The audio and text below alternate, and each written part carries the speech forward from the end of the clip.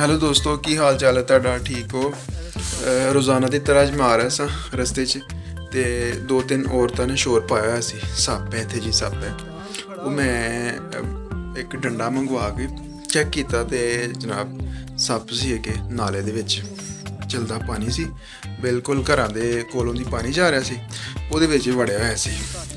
ਤੇ ਇਸ ਤੋਂ ਪਹਿਲਾਂ ਕਿ ਕਿਸੇ ਨੂੰ ਕੱਟ ਲੈਂਦਾ, ਮੈਂ ਜਲਦੀ ਇੱਕ ਔਰਤ ਨੂੰ ਕਿਹਾ ਕਿ ਮੈਂ ਤੇਰੇ ਫਾਲੀ ਕਰਨਾ ਦੀ, ਤੂੰ ਡੰਡਾ ਲੈ ਕੇ ਆ। ਤੇ ਉਹ ਜਨਾਬ ਮੈਂ ਡੰਡਾ ਮੰਗਵਾ ਕੇ ਇਹਨੂੰ ਬਾਹਰ ਕੱਢਿਆ ਬੜੀ ਮੁਸ਼ਕਿਲ ਦੇ ਨਾਲ। ਮੈਂ ਤੁਹਾਨੂੰ ਦੱਸਣਾ ਕਿਵੇਂ ਬਾਹਰ ਕੱਢਿਆ ਇਹਨੂੰ ਮੈਂ ਤੇ ਕਿਵੇਂ ਮਾਰਿਆ। ਫਿਰ ਐਂਡ ਤੱਕ ਮੇਰੀ ਵੀਡੀਓ ਜ਼ਰੂਰ ਵੇਖਿਓ, ਤੁਹਾਨੂੰ ਮੈਂ ਦੱਸਾਂਗਾ ਕਿਵੇਂ ਮੈਂ ਨਾ ਇਸ ਸੱਪ ਨੂੰ, ਜ਼ਹਿਰੀਲੇ ਸੱਪ ਨੂੰ ਸੁਬਹ ਬਾਹਰ ਕੱਢ ਕੇ ਨਾਲੇ 'ਚੋਂ ਤੇ ਕਿਵੇਂ ਮਾਰਿਆ। ਕਿੰਨਾ ਜ਼ਿਆਦਾ ਕਲੈਵਰ ਸੱਪ ਹੈ ਇਹ ਜਨਾਬੇ ਵਾਲਾ। ਇਹ ਦੇਖੋ ਤੁਸੀਂ ਕਿ ਇਸ ਨਾਲੇ ਦੇ ਵਿੱਚ ਉਹ ਸਾਹਮਣੇ ਛੁਪਿਆ ਹੋਇਆ ਸੀ। ਇਹ ਜੜੀ ਜੀ ਨਜ਼ਰ ਆ ਰਹੀ ਨਾ, ਬਿਲਕੁਲ ਉਹ ਥੋੜਾ ਨਜ਼ਰ ਆ ਰਿਹਾ। ਇਸ ਜੜੀ ਦੇ ਵਿੱਚ ਛੁਪਿਆ ਹੋਇਆ ਸੀ। ਮੈਂ ਆ ਕੇ ਵੇਖਿਆ ਤੇ ਔਰਤਾਂ ਨੇ ਸ਼ੋਰ ਮਚਾਇਆ ਸੀ, ਸੱਪ ਹੈ ਇੱਥੇ, ਸੱਪ ਹੈ। ਕੋਈ ਵੀ ਅੱਗੇ ਨਹੀਂ ਸੀ ਹੋ ਰਿਹਾ, ਲੜਕੇ ਲੋਕ ਆਪਣੇ ਕੰਮ ਤੇ ਜਾਈ ਜਾ ਰਹੇ ਸਨ, ਕੋਈ ਵੀ ਨਹੀਂ ਸੀ ਸੁਣ ਰਿਹਾ। ਲੇਕਿਨ ਮੈਂ ਜਲਦੀ ਨਾਲ ਨਾ ਮੈਂ ਕਿਹਾ ਕਿ ਕਿਸੇ ਨੂੰ ਲਾੜੀ ਨਾ ਜਾਏ ਜਾਂ ਕਿਸੇ ਨੂੰ ਕੋਈ ਨੁਕਸਾਨ ਨਾ ਦੇ ਜੇ, ਇਸ ਵਾਸਤੇ ਮੈਂ ਜਲਦੀ ਮੈਂ ਕਿਹਾ ਕਿ ਮੈਂ ਰਖਵਾਲੀ ਕਰਨਾ, ਤੁਸੀਂ ਡੰਡਾ ਲੈ ਕੇ ਆਓ। ਉਹ ਇੱਕ ਔਰਤ ਡੰਡਾ ਲੈਣੇ ਵਾਸਤੇ ਜਾ ਰਹੀ ਹੈ, ਲੇਕਿਨ ਮੈਂ ਇਹਦੀ ਰਖਵਾਲੀ ਕਰ ਰਿਹਾ, ਮੇਰੇ ਕੋਲ ਡਰਦਾ ਬਾਹਰ ਨਹੀਂ ਨਿਕਲ ਰਿਹਾ, ਵਰਨਾ ਨੇ ਦੌੜ ਜਾਣਾ ਸੀ ਤੇ ਕਿਸੇ ਨੂੰ ਨੁਕਸਾਨ ਦੇ ਦੇਣਾ ਸੀ।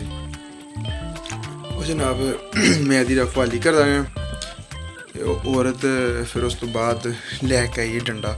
ਬੜਾ ਜ਼ਹਿਰੀਲਾ ਸੱਪ ਸੀ, ਬੜੀ ਮੁਸ਼ਕਿਲ ਮਾਰਿਆ, ਮਰਦਾ ਨਹੀਂ ਸੀ ਨਾ, ਬਹੁਤ ਹੀ ਜ਼ਿਆਦਾ ਜ਼ਹਿਰੀਲਾ ਸੀ। ਇਹ ਦੇਖੋ ਨਾ ਪਾਣੀ ਆ ਰਿਹਾ, ਉਹਨਾਂ ਨੇ ਪਾਣੀ ਰੋਕ ਦਿੱਤਾ ਹੋਇਆ, ਬਿਲਕੁਲ ਇਕੱਠਾ ਹੋ ਕੇ ਨਾ ਇਹਦੇ ਵਿੱਚ ਬੈਠ ਗਿਆ ਹੋਇਆ ਹੈ ਸੁਰਾਖ ਦੇ ਵਿੱਚ ਨਾ। ਹੁਣ ਡੰਡਾ ਆ ਗਿਆ, ਇਹਨੂੰ ਮੈਂ ਬਾਹਰ ਲਗਾ ਕੱਢਣ। ਵੇਖੋ ਤੁਸੀਂ ਕਿਵੇਂ ਬਾਹਰ ਨਿਕਲਦੇ। ਇਹ ਵੇਖੋ ਇਹਨੂੰ ਮੈਂ ਛੰਡ ਕਰਵਾਈ ਹੈ ਬਾਹਰ ਨਾ, ਬਿੱਲ 'ਚੋਂ ਬਾਹਰ ਕੱਢਿਆ ਇਹਨੂੰ। ਇਹ ਹੁਣ ਨਿਕਲੇਗਾ ਬਾਹਰ ਆਸਤਾ। ਇਹ ਡੰਡਾ ਵਾੜ ਕੇ ਨਾ ਮੈਂ ਖੋਡੇ ਦੇ ਵਿੱਚੋਂ ਦੂਸਰੀ ਸਾਈਡ ਨੂੰ ਬਾਹਰ ਆ ਗਿਆ। ਇਹਨੂੰ ਜਲਦੀ ਨਾਲ ਮੈਂ ਦੂਸਰੀ ਸਾਈਡ ਤੋਂ ਵੀ ਡੰਡਾ ਵਿੱਚ ਦਿੱਤਾ ਸੁਰਾਖ ਦੇ, ਬਾਹਰ ਨਿਕਲੇ। ਇਹ ਹੁਣ ਮੈਂ ਇਹਦੇ ਨਾਲ ਇੱਕ ਲਾਈ ਹੈ ਕਿ ਚੰਗੀ ਕਰਕੇ ਇਸ ਸਾਈਡ ਤੋਂ ਇਹਨੇ ਬਾਹਰ ਨਿਕਲਣਾ ਤੇ ਇਹਨੂੰ ਜਨਾਬ ਇੱਕ ਹੀ ਸੱਟ ਕਰਵਾਈ ਹੈ ਤੇ ਮੈਂ ਦਰਮਿਆਨ ਦੇ ਵਿੱਚ ਨੇ ਬਾਹਰ ਨਿਕਲ ਆਇਆ। ਹੁਣ ਇਹਨੂੰ ਮੈਂ ਡੰਡੇ ਦੀ ਮਦਦ ਨਾਲ ਹੀ ਚੁੱਕ ਕੇ ਤੇ ਬਾਹਰ ਸੁੱਟਿਆ।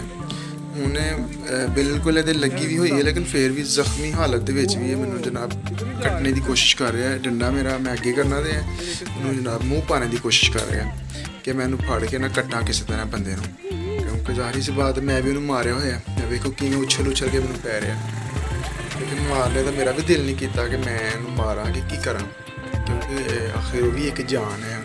ਖੈਰ ਹੈ ਤੇ ਸੱਪ ਮਾਰਨਾ ਸਵਾਬ ਹੈ, ਲੇਕਿਨ ਮੈਂ ਮਾਰਿਆ ਨਹੀਂ ਕਿਉਂਕਿ ਮੈਂ ਖੁਦ ਨਹੀਂ ਮਾਰਨਾ। ਫਿਰ ਇੱਕ ਦੋ ਕਿਸਾਨ ਸਨ ਉੱਥੇ, ਉਹਨਾਂ ਕੋਲ ਡੰਡੇ ਸਨ, ਮੈਂ ਉਹਨਾਂ ਨੂੰ ਕਿਹਾ ਕਿ ਤੁਸੀਂ ਮਾਰ ਦਿਓ। ਹੁਣ ਮੈਂ ਬਾਹਰ ਕੱਢ ਦਿੱਤਾ, ਮੇਰਾ ਕੰਮ ਖਤਮ ਹੋ ਗਿਆ ਤੇ ਕਿਸੇ ਨੂੰ ਲੜ ਵੀ ਨਹੀਂ ਸਕਦਾ। ਹੁਣ ਤੁਸੀਂ ਬਾਸਾਨੀ ਇਹਨੂੰ ਮਾਰ ਸਕਦੇ ਹੋ।